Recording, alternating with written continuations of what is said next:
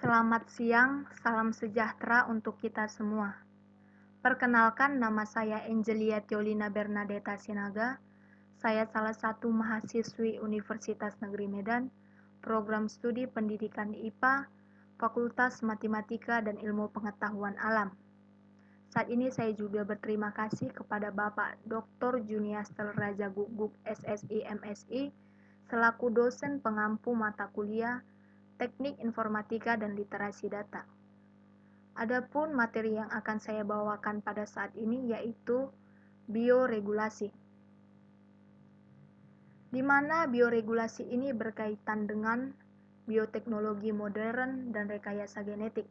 Yang pertama yaitu bioteknologi modern, di mana pada bioteknologi modern ini menggunakan metode bioteknologi yang menggunakan prinsip rekayasa genetik, selain prinsip mikrobiologi dan biokimia, untuk menghasilkan produk dengan sifat yang lebih unggul. Yang kedua yaitu berkaitan dengan rekayasa genetik, di mana pada rekayasa genetik ini merupakan upaya untuk melakukan modifikasi secara genetika. Memodifikasi genetika ini juga dilakukan dengan cara menggunakan bioteknologi. Notepad.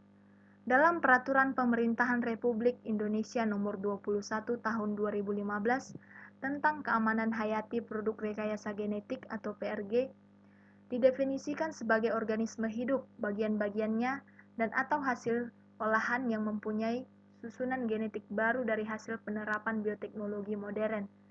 Sementara, bioteknologi modern didefinisikan sebagai aplikasi dari teknik perekayasaan genetik yang meliputi teknik asam nukleat, in vitro, dan fusi sel dari dua jenis atau lebih organisme di luar kekerabatan taksonomis. Produk rekayasa genetik.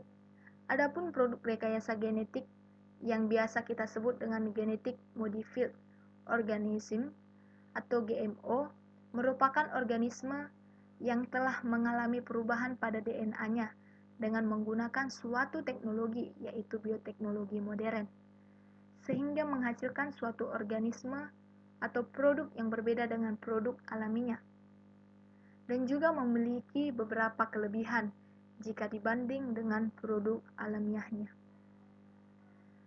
Keuntungan rekayasa genetika. Adapun keuntungan rekayasa genetik ini, yang pertama yaitu tanaman hasil rekayasa genetik biasanya lebih tahan terhadap hama serta dapat meningkatkan hasil panen. Yang kedua, mamalia GMO seperti tikus dan kelinci digunakan dalam penelitian kesehatan. Yang ketiga, insulin sintetis telah diproduksi dan digunakan dalam perawatan pasien diabetes merupakan hasil dari rekayasa genetika.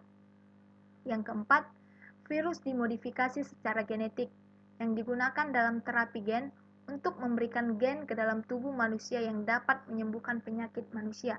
Yang kelima, ikan zebra adalah organisme yang sering digunakan sebagai organisme GMO dalam penelitian ilmiah dari pertumbuhan dan perkembangannya.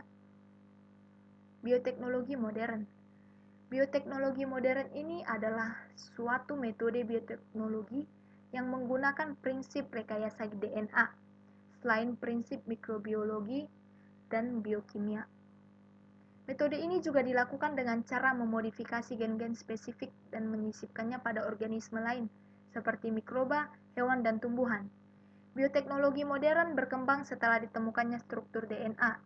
Bioteknologi ini juga dapat diaplikasikan pada berbagai bidang seperti pangan, pertanian, dan kesehatan. Produk hasil bioteknologi. Adapun beberapa produk hasil bioteknologi yaitu yang pertama GMO, yang kedua vaksin, yang ketiga antibodi monoklonal, yang keempat pembuatan insulin oleh bakteri E. coli, dan yang kelima ada terapi gen. Di balik hasil dari bioteknologi terdapat dampak negatif yang mengakibatkan dampak buruk ataupun dampak yang serius seperti yang terjadi pada yang pertama pada bidang pertanian, di mana pada bidang pertanian ini akan mengalami peningkatan produksi pestisida yang menimbulkan bahaya bagi kesehatan. Yang kedua pada bidang kesehatan. Pada bidang kesehatan ini juga dapat menimbulkan kekebalan pada penyakit tertentu dan terjadi efek samping yang membahayakan. Yang ketiga, pada bidang lingkungan hidup. Pada bidang lingkungan hidup ini juga akan terjadi pelepasan OHMG atau organisme hasil modifikasi genetika yang dapat mengganggu keberadaan keanekaragaman hayati yang ada.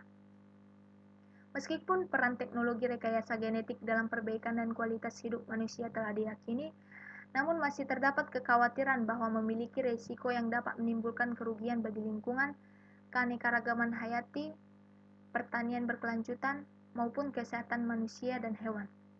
Oleh karena itu, perlu diambil langkah-langkah hukum untuk menjamin keamanan hayati dari pemanfaatan PRG. Selanjutnya saya akan membahas tentang regulasi dan biosafety. Regulasi. Regulasi merupakan aturan sistem yang berguna agar makhluk hidup bisa hidup secara seimbang, serasi, dan selaras.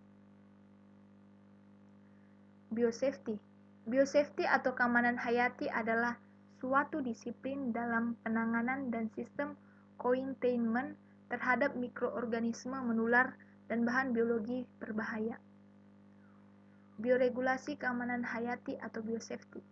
Biosafety atau keamanan hayati adalah suatu disiplin dalam penanganan dan sistem containment atau kebijakan terhadap mikroorganisme menular dan bahan biologi yang berbahaya. Keamanan hayati produk rekayasa genetik juga merupakan keamanan lingkungan, keamanan pangan, dan keamanan pakan produk rekayasa genetik. Hanya ini penjelasan yang dapat saya paparkan. Apabila ada kesalahan kata, saya minta maaf. Saya akhiri dengan mengucapkan terima kasih.